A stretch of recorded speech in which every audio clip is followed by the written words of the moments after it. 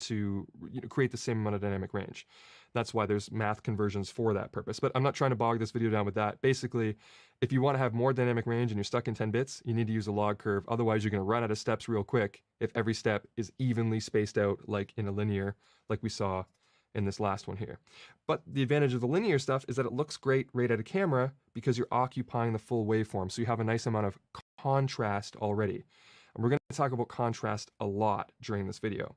So contrast from this sense is basically taking the image, taking this squished X or whatever it is that you're shooting, a face, and spreading it out across the image, across the values, across the luminance values, or in this case, the height of the waveform.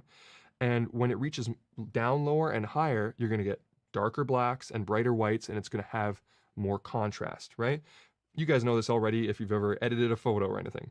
The issue is that when people do quick grades in NLEs, which I've seen a lot of YouTubers comment on this lately, and I'm not throwing any shade here, their images look great, and I'm not criticizing anything, but I have seen people evaluate the color and the tonality of a camera by saying, here's some log, and I just added some contrast and saturation. And I've also seen some problems on Twitter lately of people asking, why is it when, like, here's a quick grade I did, what's wrong with these reds or these oranges? All I did was add contrast and saturation. And I hope that we're going to explain what happens to those reds and oranges and what happens to your face when you just add a little bit of contrast and saturation. So if you think of contrast as sort of pushing things away from the middle, if your middle isn't right and you already have sort of like a curve at the top, no matter how far you push it, you're not going to be able to get it right. So let's do one of those and find out. First, let's add contrast to our linear image here, which is an easy contrast. And I'm using Resolve, but it's pretty much the same principle if you use a contrast slider in Premiere or Final Cut or something else. The only difference is that Resolve has a pivot, which we can also look at if you are new to Resolve and wondered what pivot's all about. So let's jump down here to the contrast slider, and we're just using this one node here. So I'll position it like this so we can see the actual image, our waveform, and our contrast. And I'm just going to jack the contrast way up. Now see how things are getting pushed away from the middle point there. So we have our middle gray, and things are, the space between these ones and the middle gray is increasing, and things are getting more squished here and there. That's what contrast does. And if you look at the image, we've got really, really black blacks, and now we're losing a lot of variation between the whites here. We don't have that same sort of nice gradation there. If we hide this and look at it, now we can see clear steps between our grayscale, which is what we wanted. We already had decent contrast to begin with. But now let's just adjust the contrast back down a bit and then adjust the pivot so you can see what happens there. So let's increase the pivot now, and you'll notice that now the midpoint is shifting down. And if we go the other way with the pivot, now the midpoint is shifting up. So if we add the pivot really, really low and then increased contrast, you see how our little middle of the X there is getting higher and higher. But if and we drop pivot, right? Keep in mind that not all NLEs even let you adjust the pivot. So the idea of just adding contrast in Premiere is probably going to make a worse effect than even what we're doing here in Resolve. So now let's adjust the pivot so we can hopefully bring that midpoint back down to about the middle. Well, okay, but we still are getting that kind of log thing in the highlights, and we're still not making it look like the linear image. Let's see what our target is over here again. So with the linear, we had a perfect X all the way up to just over 90% and down to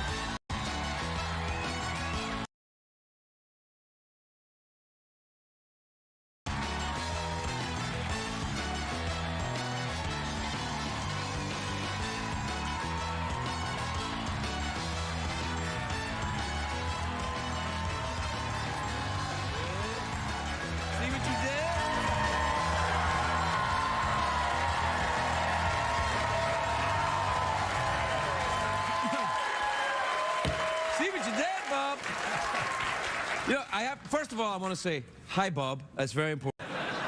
And then I was just looking at the cover of the DVD box. Yeah. And you're wearing the same jacket, Bob.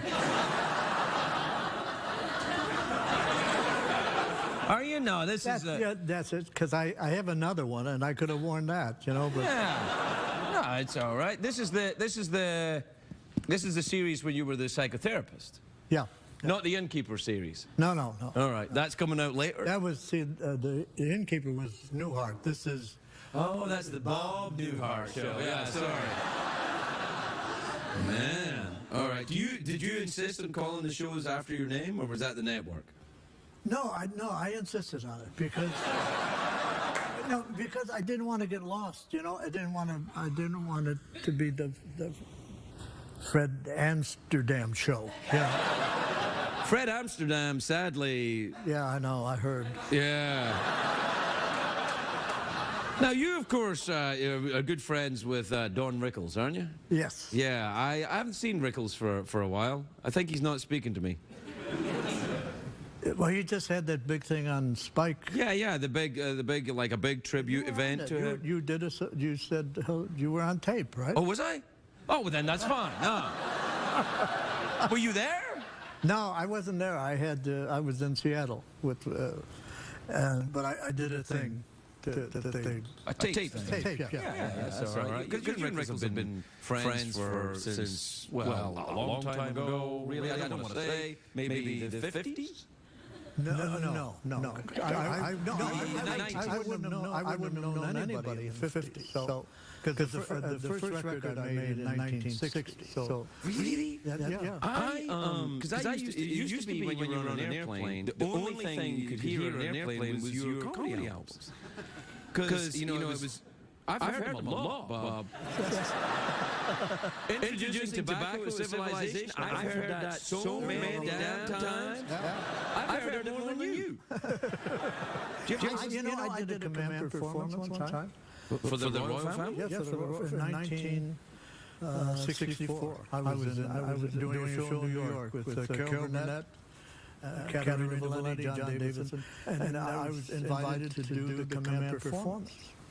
And I did they wanted me to do the driving instructor. Right. So, and you can see how familiar you are. One guy did this, one guy went, and then they all looked at me. Hey, stop it. Stop it.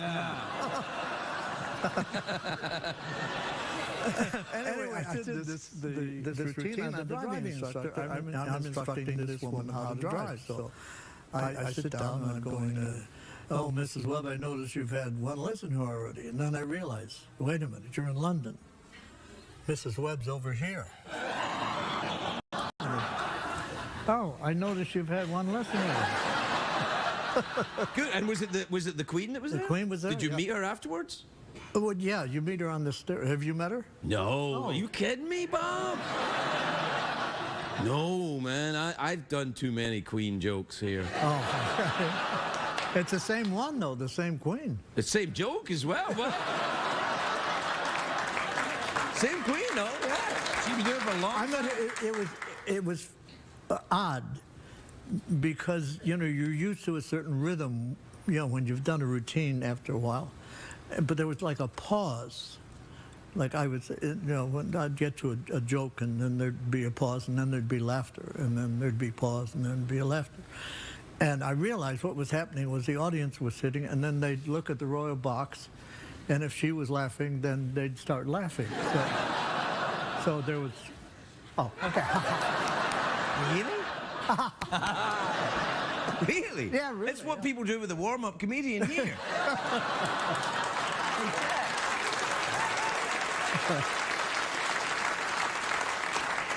So you met her afterwards, but she's like, very nice to meet you, Mr. Newhart. Yes. No, she was very nice, and I was thrilled. I never thought I'd meet a queen,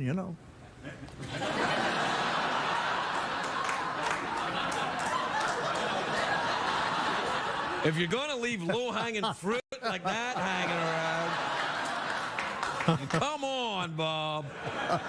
So, you know the high bob drinking game. I played that a lot. Everybody used to play high bob. I didn't know it was international. I didn't. Oh, yeah. Well, in Scotland, the rules are you don't, your show doesn't actually have to be on. You go out to the bar, you shout hi Bob, and just start drinking. Okay. Slightly different rules. Yeah, people used to do it. They did it with all the shows, right? Did you know about it when you were making the show? No, I found out after the show went off. It was on 6 years, and then I found out. I heard it started at Southern Methodist University. I hope it did. Right, well, yeah. And I mean, they liked the show. Sure. It was a compliment to the show. Absolutely, it's a great show. One of the greatest sitcoms ever. Maybe, you know, that and Mary's Show. That's it.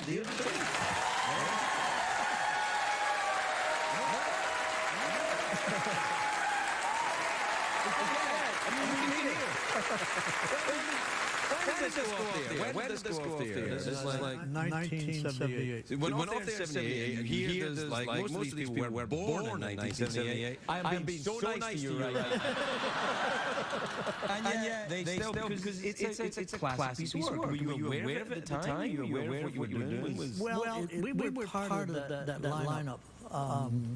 It was All in the Family. Saturday night on CBS. All in the Family.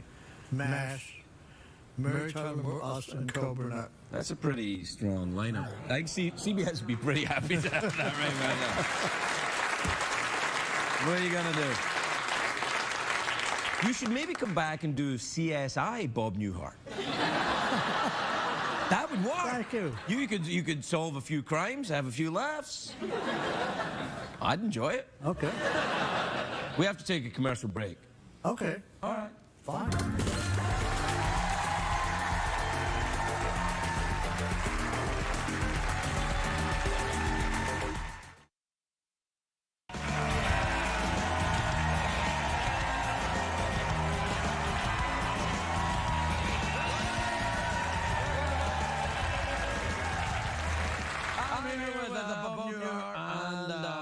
We're out of time, Bob. We're not really, but you and I both tend to take a lot of time to get things done. So I thought if I introduce the we're out of time concept now, it'll help things along when the time arrives. So I should just stay here?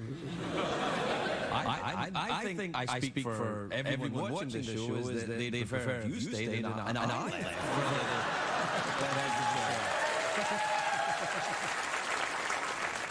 I mean, this chair's coming up, Bob. You ever think about it? Talk show? Why not? No, I filled in for Johnny. I'll tell you a story.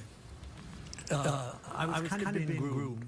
NBC was having one of their arguments with Johnny about salary, and they said this was like 1970. Right. That's it. We're not. He's not getting. You know, I think he left in 1990. So Yeah. So anyway, they were grooming a lot of people. I did it for 3 weeks in New York. I filled in for Johnny, guest host. And at the end of the 3 weeks, I was a blithering idiot. I mean, it is. No.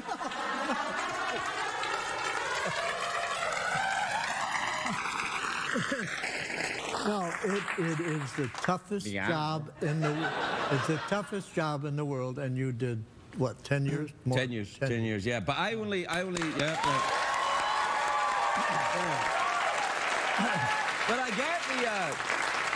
I get the blithering idiot thing. You do it for a while, and you just like. I find myself now talking to people like if I'm at a party or something, I'm like, and where did you meet your husband? And then after a while, I just throw to a commercial and leave. Yes. Nice. Bob, it's lovely to see you. I'm very glad that this is coming out in a concise form, that I can purchase it at my local DVD emporium. It's lovely to finally meet you. The great Bob Newhart, everybody.